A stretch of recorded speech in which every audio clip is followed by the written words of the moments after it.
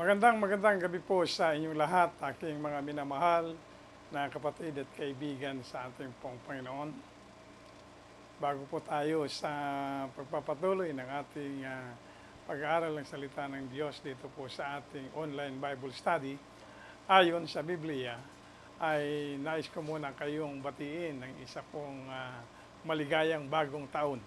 Ano po, tayo po ay nasa taong 2025 na at tunay nga na ang ating pong Diyos ay nagbibigay pa sa atin ng pagkakataon muli upang magampanan natin at sa atin ay maisakatuparan niya kung ano po yung mga naisin niya na kanya pong magawa dito sa ating buhay, sarili at maging dito sa buong sanlibutan at sa ibang tao at sa kanya pong gawain. At yan po ay nagpapatunay na marami pa, kung hindi man kunti na lang, marami pa siguro ang nais ng Diyos na ma-accomplish niya o magagawa niya sa ating sa pamamagitan ng paggamit po niya sa atin. Kaya ito pong taong ito ay isa po muling oportunidad para sa bawat isa sa atin na may pagpatuloy po natin ang ating pagpapasakop ng ating pong mga sarili sa ating pong Panginoon at patuloy na ating pong pahintulutan na siya sa pamagitan ng kanyang banal na Espiritu ay patuloy niya tayong magamit. Sapagkat tayo po ay mga instrumento ng banal na Espiritu upang ang kanyang layunin, ng kanya pong pagpatungo dito sa sanlibutan at pananahan sa atin bilang mga mananampalataya ay ginagamit niya po tayo ng mga Kristiyano sapagkat hindi naman po pwedeng magsalita ang banal na Espiritu ng hindi niya gagamitin ang mga Kristiyano pagkat pag makakarinig ka ng salita dyan, wala kang nakikitang tao, ibang karanasan yun. Hindi mo maintindihan ng banal na Espiritu, bagkus matatakot ka, tatakbo ka. Kaya tayo, kanya pong ginagamit. Kaya muli po ang taong ito, ikaloob sa atin ng Panginoon, ay ating pong bigyan ng halaga at talagang igugol po natin yung ating pong panahon para sa pagpapagamit sa Kanya. Tayo po ay nagpapatuloy sa ating pong pinag-aralan. Kung inyong pong matatandaan, umpisa natin pong nakaraang Huwebes, po ay nagmumula sa aklat po ng Marcos, sa kabanatang 3. Noong pong nakaraang Huwebes, kung inyong maalala, ay ating binigyang pansin ay yung pong talatang 23 lamang. Diyan lang po tayo. At binigyan po natin ng pansin at pinag-aralan natin dyan yung pong katagang mga salitang talinghaga. Sapagkat ang Panginoong Jesucristo ay gumamit ng talinghaga upang sa kanyang pagsagot sa mga akusasyon ng mga iskriba sa kanyang ginawang pagpapaalis o pagpapalabas ng pong mga masasamang espiritu sa katawan ng isang tao at pinagaling niya itong taong ito. Bukod sa ang taong ito ay pinasok ng mga masasamang espiritu ay hindi rin siya makapagsalita at hindi rin siya nakakarinig. Ngunit sa pagkakataon yun, siya po ay pinagaling ng ating Panginoong Jesucristo at yun nga, marami ang natuwa, ngunit marami rin ang mga hindi natuwa bagkus nagalit at ginawa nila ang pagkakataon na yun na oportunidad upang atakihin nila ang Panginoong Jesucristo. Ay nga po yung mga iskriba at saka yung mga parisiyo na mga namumuno ng una ng relihiyon ng mga Hudyo noong pong mga panahong yun. Kaya ang Panginoong Hesukristo ay gumamit ng talinghaga upang maipaintindi sa kanyang mga kritiko at sa kanyang mga tagasunod sa mga tao ang kanya pong pagbibigay ng katugunan o kasagutan sa kanilang mga akusasyon at maging doon po sa katanungan nito pong mga tagasunod ng ating pong Panginoong Hesukristo. Ngayon pong gabi ay ating pong at tutunghayan na pag-aralan na mula po sa mga talatang 22 hanggang sa talatang 30. Ito pong ating babasahin ngayong gabi. At nais ko po kayo muling anyayahan na buksan ninyo ang inyo pong mga Biblia. Diyan po sa aklat ng Marcos sa kabanatang 3, excuse me po, sa mga talatang 22 hanggang sa talatang 30. Babasahin ko po sa inyo, ito po ang sinasabi. At sinabi ng mga iskriba na nagsibaba mula sa Jerusalem, nasa kaniya si Beelzebub, at sa pamamagitan ng prinsipe ng mga demonyo ay nagpapalabas siya ng mga demonyo. At sila'y kaniyang pinalapit sa kaniya at sinabi sa kanila sa mga talinghaga, paanong mapapalabas ni Satanas si Satanas? At kung ang isang kaharian ay magkakabahagi laban sa kaniyang sarili, hindi mangyayaring makapananatili ang kaharian yaon. At kung ang isang bahay ay magbabahabahagi laban sa kaniyang sarili, ay hindi mangyayaring makapananatili ang bahay na yaon. At kung manghihimagsik si Satanas laban sa kaniyang sarili at magkakabahabahagi, hindi siya makakapanatili kundi magkakaroon ng isang wakas. Datapwat walang makapapasok sa bahay ng malakas na tao at samsamin ang kaniyang mga pag-aari, malibang gapusin muna niya ang malakas na tao, at kung magkagayoy, masasamsam ang kaniyang bahay. Katotohanang sinasabi ko sa inyo, ipapatawad ang lahat ng kanilang mga kasalanan sa mga anak ng mga tao at mga kapusungan, at ang mga kapusungan nila kailanman sila'y magsasalita ng kapusungan. Datapwat sino mang magsasalita ng kapusungan laban sa Espiritu Santo ay excuse me po, ay walang kapatawarang magpakailanman, kundi may kasalanan ng isang kasalanang walang hanggan, sapagkat sinabi nila siya'y may isang karumal-dumal na espiritu. Ang Diyos po ang siyang magpala sa pagkabasa ng kanyang salita. Ngayon po gabi tayo po sumandaling manalangin. Dakila naming Diyos, kami po ay patuloy na sa iyo ay nagpupuri at nagpapasalamat, sapagkat muli ang gabing ito ay inyo pong itinuon sa amin upang kami po ay muli inyo pong mapangaralan ng inyo pong salita na amin pong bibigyan ng pansin sa pag-aaral na ito ngayon pong gabi.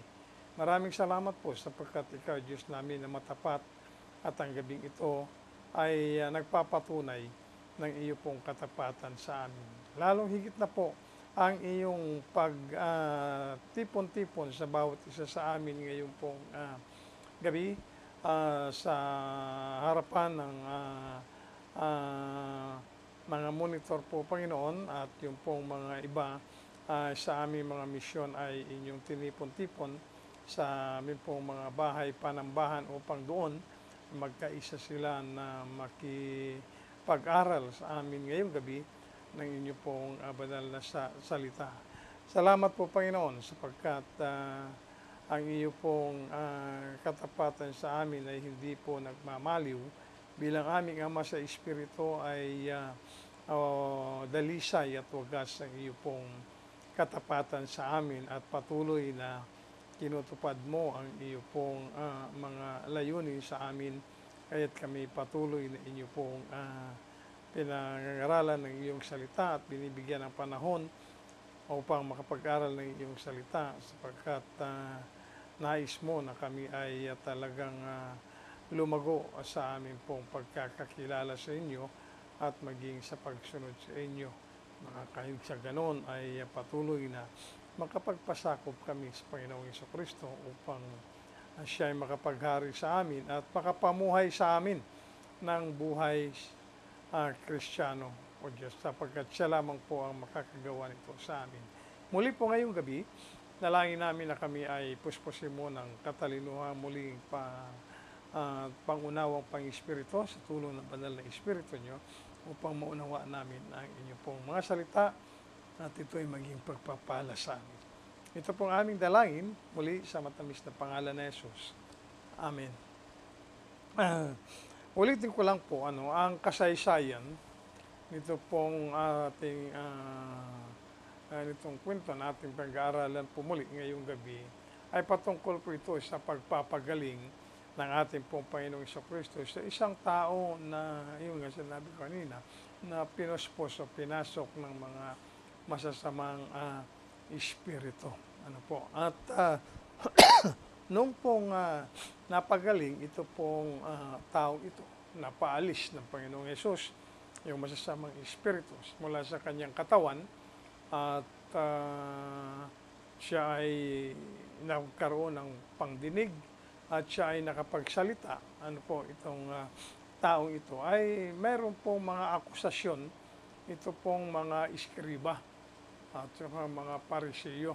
Ito po yung mga namumuno ng mga relihiyon ng mga Hudyo, ng mga panahon yun. Dito sa talatang 22, sinabi po dito ng mga iskriba. At sinabi ng mga iskriba na nagsibaba mula sa Jerusalem, nasa kaniya si Beelzebub, at sa pamamagitan ng prinsipe ng mga demonyo ay nagpapalabas siya ng mga demonyo. Ito po yung akusasyon nito pong mga iskriba sa ating pong Panginoong Jesucristo. Dito sa kanyang ginawang milagro na pinagaling ito pong taong ito. At yung pong salitang Beelzebub, iyan po ay pangalan para sa diablo. Kaya kung kayo po ay bagong mag-asawa at kayo ay nagpaplano na magkaroon ng anak, huwag nyo pong papangalan ng Beelzebub, lalo na kung lalaki yung inyong magiging anak, sapagkat ang pangalan po yan ay pangalan lamang para sa diablo. Na ang ibig po sabihin yan ay pangulo ng bahay. Pangulo ng bahay. Dito po makikita natin yung pong katugunan ng ating pong Panginoong Jesucristo. At sa pamagitan nga po ng talinghaga, upang maipaunawa sa mga tao yung pong mensahe ng ating pong Panginoong Jesucristo. Ang katotohanan, maipaliwanag sa kanila. Kaya ginamit niya po ang talinghaga. At dito ay ginamit ng Panginoong Jesucristo yung talinghaga ng isang malakas na tao. Patungkol sa isang malakas na tao. Dito po sa talatang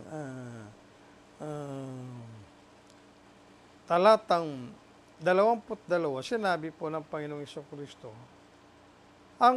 kung ang isang kaharian ay magbabaha-bahagi laban sa kaniyang sarili, hindi mangyayari makapagpapanatili ang kaharian.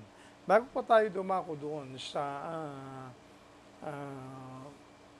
talinghaga patungkol dito sa malakas na tao na nagmamayari ng isang sambahayan, ay tignan po muna natin yung pong tugon ng Panginoong Jesucristo. Sinabi po kasi dito sa talatang 22, balikan po natin, sinabi po ng mga eskriba Sa pamamagitan ng prinsipe ng mga demonyo ay nagpapalabas siya ng mga demonyo. Ang akusasyon po ay ang Panginoong Hesukristo ay puspos ng kapangyarihan ng mga demonyo o ng diablo. Ang kanyang kapangyarihan ay hindi galing sa Diyos at hindi galing sa kanyang sarili, kung hindi sinasabi ng mga iskriba na ito ay galing sa mga demonyo. Kaya dito sa talatang 33, ang paliwanag po ng Panginoong Hesukristo ay napakaganda. At sila'y kaniyang pinalapit sa kaniya at sinabi sa kanila sa mga talinghaga, papaanong mapapalabas ni Satanas si Satanas? Di po ba? Alam po natin ang Panginoong Hesukristo sa tuwing siya po ay magpapalayas, magbibigay ng utos, papalayas sa mga demonyo na pumapasok sa katawan ng isa pong tao, ay ginagamit po niya ang pangalan ng ating Panginoong Diyos sapagkat ayan po ang talagang kapangyarihan. At sa kanya mismong kapangyarihan ay inuutusan niya sila na lumabas doon sa katawan ng taong sinasakop nila. Kaya ang tanong ng Panginoong Hesukristo, papaanong mapapalabas ni Satanas si Satanas? Halimbawa, si Satanas, sinakop niya yung katawan ng isang tao. Nandun siya sa loob. Ngayon, paano niyang utusan yun na palabasin doon sa katawan ng tao na kanyang sinakop? Hindi po ba? Si Satanas, kailangan pag-ingatan niya yun at hindi siya lalabas doon sapagkat ayaw niya na mawawalan siya ng kanyang kawan. Kaya nga yung mga demonyo, pinapapasok niya sa mga katawan ng mga tao upang maging alipin nila at kanilang babantayan yan na talagang hindi mawawala sa kanilang kawan. Kaya nga dito, sinabi ng Panginoon sa talatang 24, at kung ang isang kaharian ay magbabahabahagi laban sa kaniyang sarili, hindi mangyayaring makapagpapanatili ang kahariang yaon. Paano lalabanan ni Satanas ang kanyang kaharian? Kapag kinalaban niya ang kanyang kaharian, ay magkakawatak-watak yan. Diba? At hindi magtatagal, yan ay mawawala ang tinatawag na kanyang kaharian. Kaya nga dito sa talatang 25, at kung ang isang bahay ay magkakabahabahagi laban sa kaniyang sarili, ay hindi mangyayari makapananatili ang bahay na yan. Ang mangyayari sa bahay na yan, magkakaroon po ng paglalaban sa kaniyang sarili, magigiba. Yung pong tahanang iyan o ang bahay na yan. Dito po sa talatang 26, sinabi po, at kung manghihimagsik si Satanas laban sa kaniyang sarili at magkakabahabahagi, hindi siya makakapanatili, kundi magkakaroon ng isang wakas. Yan pong katotohanan. Kaya nga, itong sinasabing itong mga iskriba at mga akusasyon nila sa Panginoong Hesukristo ay pinatutunayan po ng Panginoong Hesukristo na hindi totoo yun. Walang katotohanan at sila ay nagsasabi ng kasinungalingan. Nagsasabi sila ng kasinungalingan at niluluko nila ang mga tao, niluluko rin nila ang kanilang mga sarili.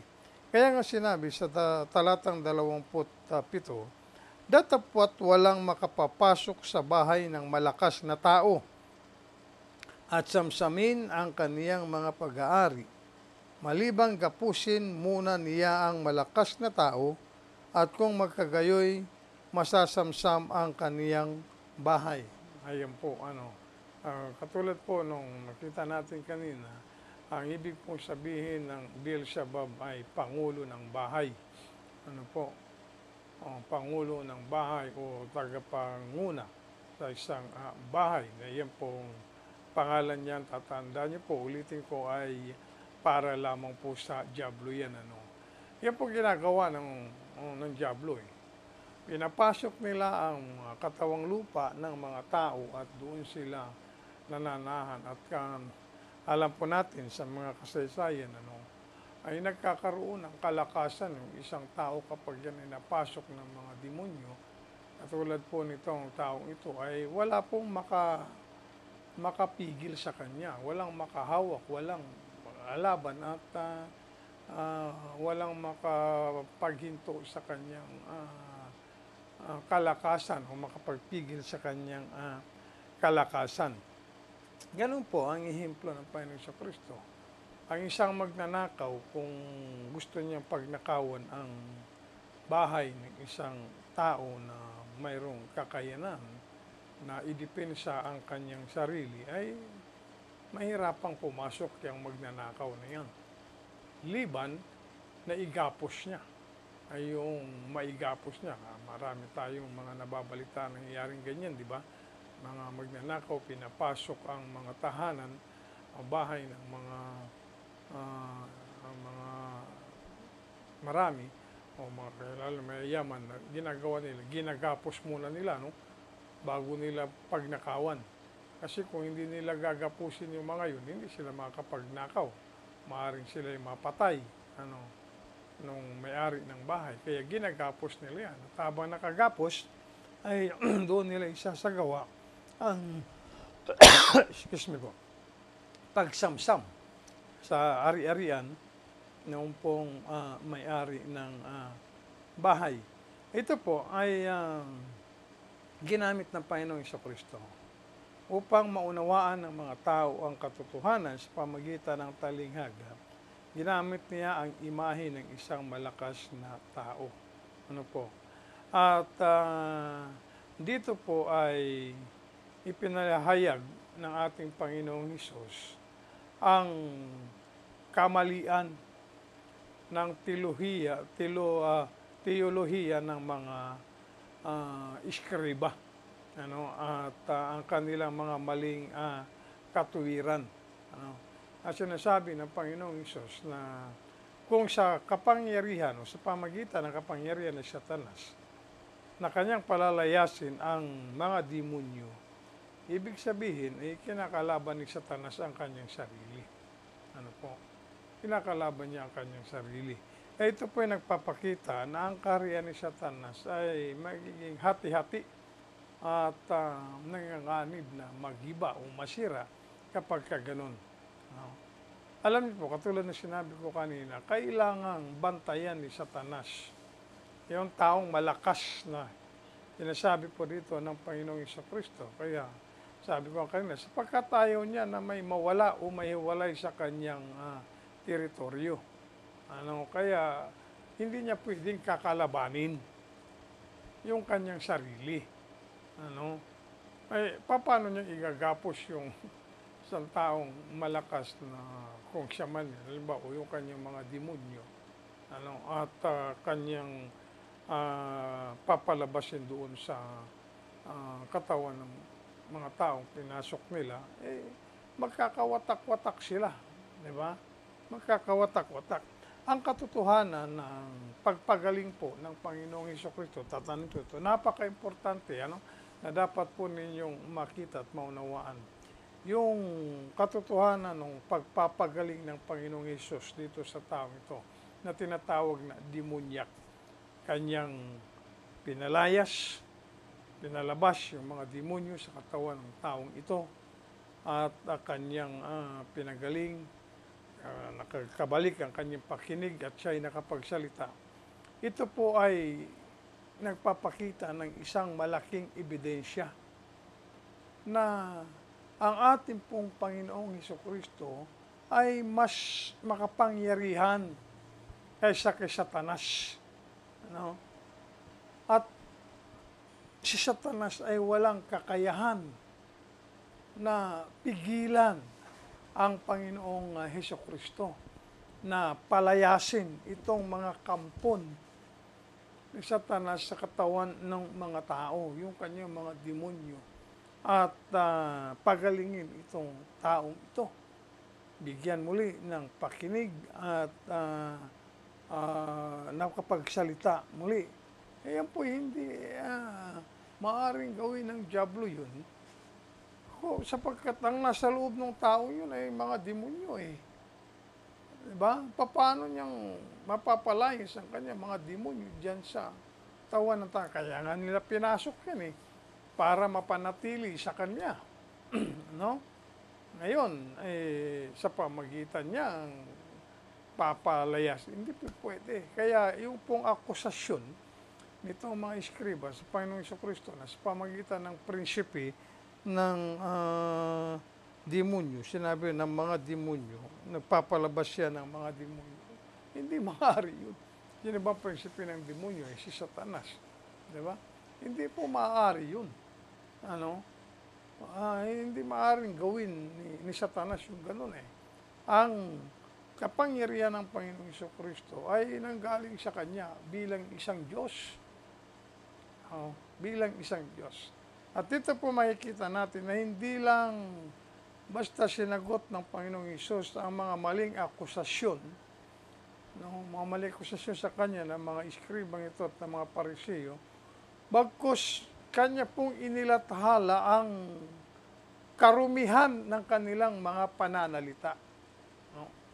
At ang pagiging masama ng kanila pong mga pananalita.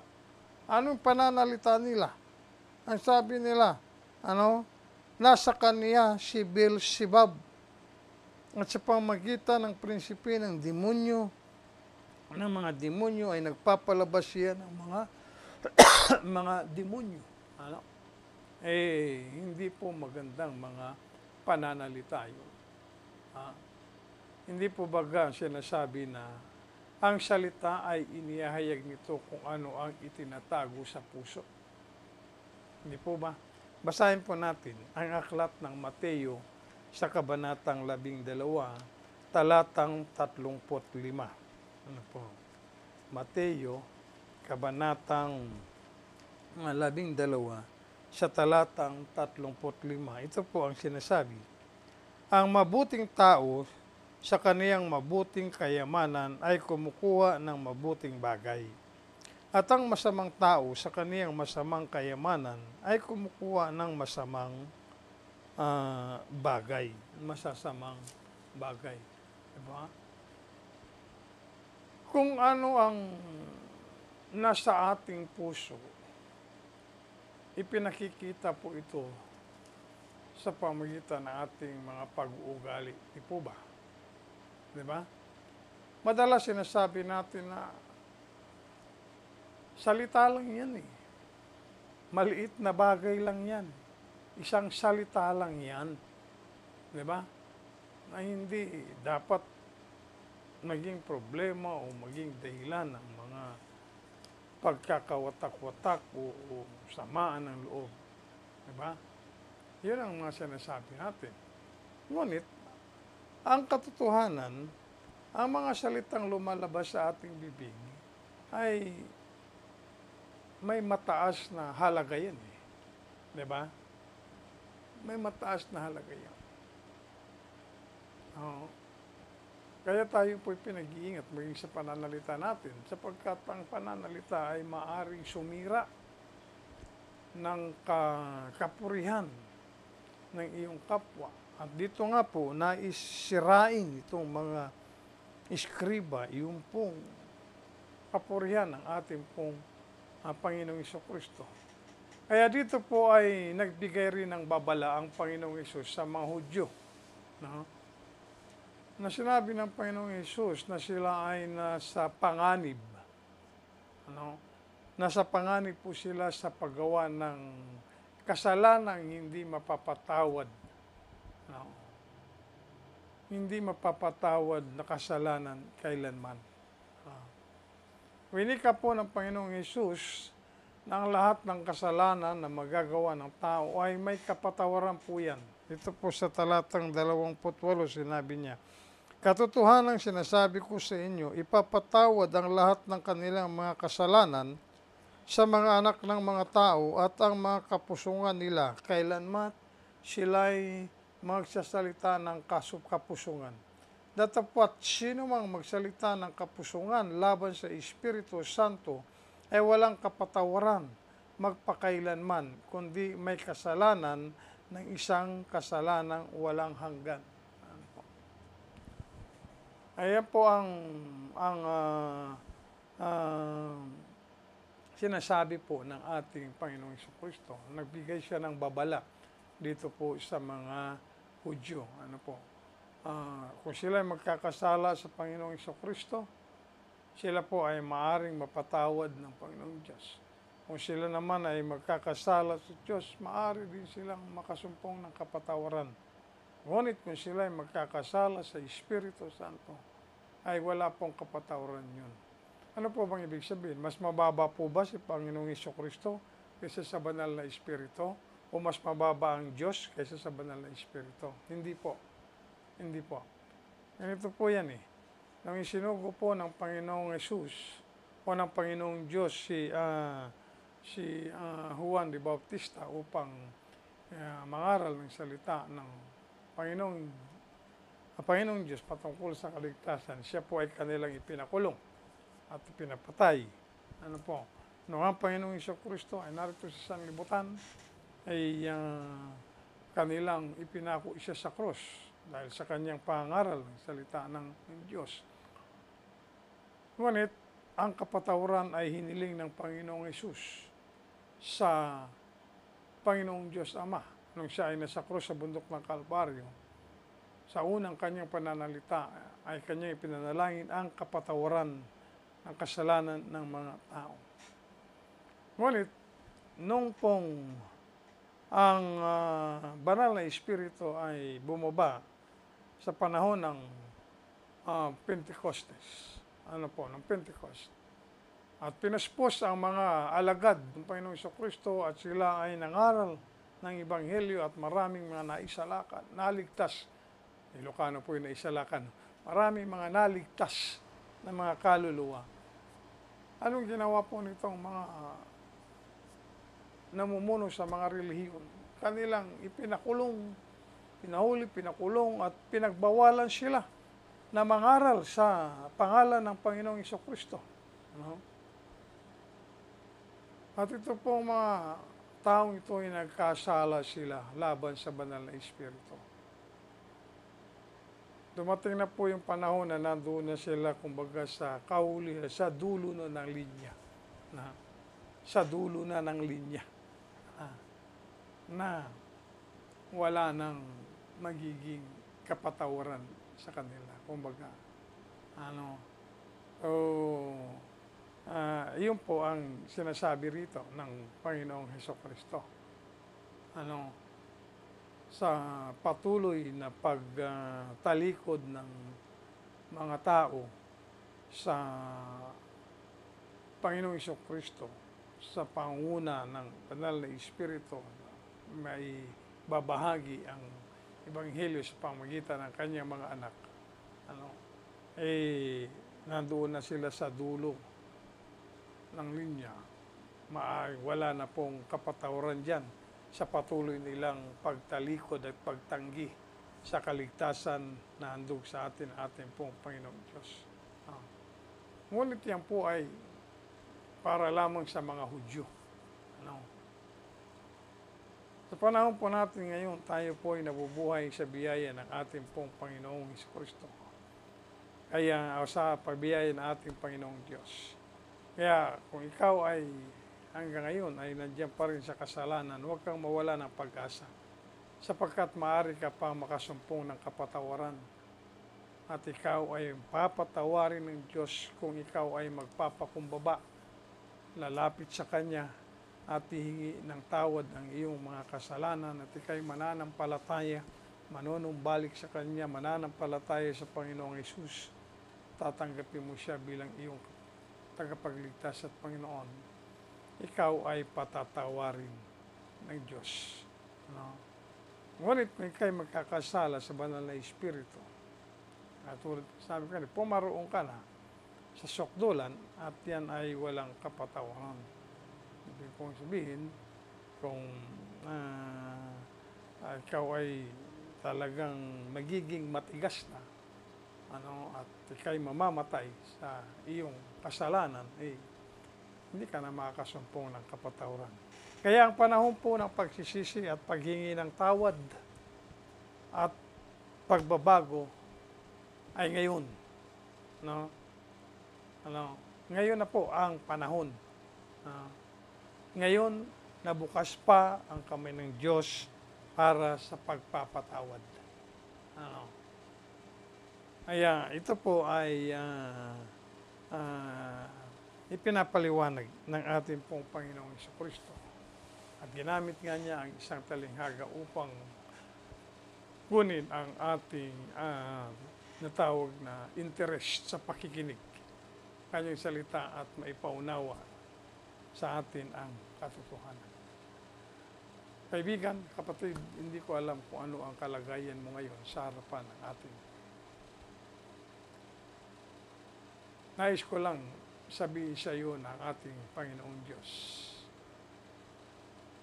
ay nagpapatuloy sa kanyang pagiging mahabagin at maunawain. At patuloy na pinakikinggan niya yung panalangin at tinutugon yung panalangin ng Panginoong Jesucristo doon sa krus sa bundok ng Kalbaryo. Panalangin ng pagpapatawad. Sa pamagitan ng banal na Espiritu ay patuloy na ipapahayag sa iyo ang salita ng Diyos sa Ebanghelyo sa pamagitan ng paggamit niya ng kanyang mga alipin. Iyan ang nagpapatunay na ang Diyos ay bukas pa sa pagtanggap ng paghingi ng kapatawaran ng sino man sa Kanya, sa kanilang mga kasalanan. At tanggapin ang lahat ng manunumbalik sa Kanya sa pamagitan ng kanilang pananampalataya, pagtanggap sa Kanyang bugtong na anak ang Panginoong Jesucristo. Maliwanag po na ipahayag ng ating Panginoong Jesucristo dito sa kanyang salita na ang kanyang kapangyarihan ay hindi galing sa dyablo, sapagkat ang dyablo nga ay hindi niya maaring labanan ang kanyang sarili. At ang kapangyarihan yan ng ating Panginoong Jesucristo ay hindi kayang labanan ng dyablo. Kaya nga, yung mga taong pinasok ng mga demonyo ay napapagaling, napapalabas ng Panginoong Hesus ang mga alagad ng dyablo sa katawan ng mga taong iyon at napapagaling sila sa kanilang karamdaman. Sapagkat hindi maaaring talunin ng dyablo ang kapangyarihan ng Panginoong Jesucristo. Yung pong kanyang kapangyarihan ay galing mismo sa kanya bilang Diyos. Sapagkat nung siya po ay pamarito sa sanlibutan at siya ay nagtagumpay maging sa kamatayan. Siya ay mabuhay na magmuli sa ikatlong araw. Ang kapangyarihan sa langit at sa lupa ay pinagkaloob sa kanya ng Diyos. Kaya nga ngayon, hanggang sa panahon natin, ang Panginoong Jesucristo ang siyang mayroong pong pagkontrol sa ating pong universe. Sapagkat yan ay pinamahala sa kanya ng Diyos Ama. Hanggang ngayon, ang pintuan ng kapatawaran ay nanatiling bukas. At ang sino mang lalapit sa kanya at hihingi ng kapatawaran ay mayroong pang panahon upang mapatawad sa kanyang pagkakasala. Sa pamagitan ng pag-aaral natin ng salita na ito ng Panginoon, ngayong gabi umaasa ako na kaibigan, kapatid, ang naging bukas ang iyong puso, ang iyong isipan maging ang iyong sariling buhay sa pananalig, pananampalataya sa ating Panginoong Diyos at pananampalataya sa Kanyang bugtong na anak ang Panginoong Kristo. Maaari ka pang maligtas kung ikaw ay mananampalataya sa Kanya. Hindi ka tatalikuran ng ating Panginoong Kristo sapagkat yan ang dahilan kung bakit siya namatay sa krus sa bundok ng Kalbaryo para sa kapatawaran at kaligtasan mo mula sa kasalanan. Manalig ka at manampalataya, tanggapin ang Panginoong Hesus bilang iyong tagapagligtas. Kung nais mo siyang tanggapin sa iyong buhay, nais kitang tulungan ngayong sa pamagitan ng panalangin. Sasambitin ko unang panalangin at ito iyong sambitin, gawin mo panalangin mo sa Kanya para sa iyong kaligtasan. Iyong mo yung ulo, ipikit mo yung mata, ito ang panalangin, sambitin mo. Panginoong Diyos, maraming salamat po sa iyong wagas na pag-ibig sa akin. Isa akong makasalanan. Ngunit inibig mo ko sa aking kabila ng aking pagiging makasalanan. Pinatunayan mo yan sa pamamagitan ng pagsugo mo ng iyong bugtong na anak, ang Panginoong Kristo, na siyang namatay sa krus ng Kalbaryo upang iligtas ako sa kasalanan. Patawarin niyo po ako sa aking mga pagkakasala sa inyo.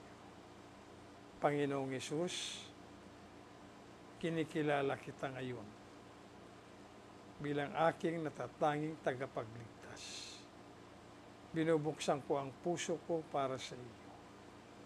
Tinatanggap kita na may pananampalataya. Pumasok po kayo sa aking puso at buhay. Iligtas niyo po ako sa kasalanan at sa kapahamakang dulot nito. Maraming salamat po itong aking dalangin sa matamis na pangalan na Jesus. Amen. Kung ikaw ay nanalangin, itinanalangin mo ang panalangin yan, umasa ka sa pangako ng salita ng Diyos, ang kaligtasan ay napasayo na. Mga kapatid, kung kayo po ay matagal nang nakasumpong ng kaligtasan, ngunit mayroon pa kayo mga kalituhan patungkol po sa mga katotohanan at mga ganapan sa iyong mga sarili. Dito po sa ating pinag-aralan, pinapahayag po dito ang katotohanan ng kapangyarihan ng ating Panginoong Kristo, na sino man ay hindi maaring lumaban sa Kanya.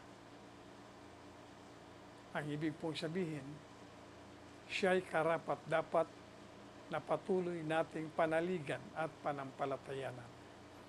Karapat-dapat na paghariin sa ating buhay. Karapat-dapat na ating sundin sapagkat siya lamang ang may kakayahan na magbigay ng proteksyon sa bawat isa sa atin.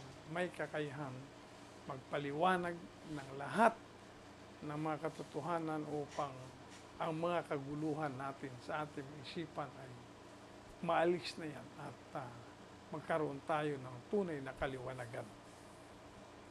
Maging sa ating diwa, maging sa ating pag-iisip. Tanging ang Panginoong Kristo lamang ang ating kailangan. Kaya't paghariin natin siya sa ating mga buhay. Manalangin tayo. Maraming salamat po, dakilang Diyos, muli sa gabing ito na kami po ay inyong ginabayan at pinahayagan ng inyong mga salita. Dalangin namin na panatilihin niyo sa aming puso't buhay, diwa ang salita mo na pinahayag mo sa amin, at ito po ay gawin niyong mabunga sa aming mga buhay. Ito po ang aming papurit pasasalamat at dalangin sa matamis na pangalan ni Jesus. Amen. At yan po muli, pansamantala nagtatapos ang ating pong pag-aaral ng salita ng ating Panginoong Diyos dito po sa ating online Bible study ayon sa Biblia. Muli maraming salamat po. Magandang gabi sa inyong lahat.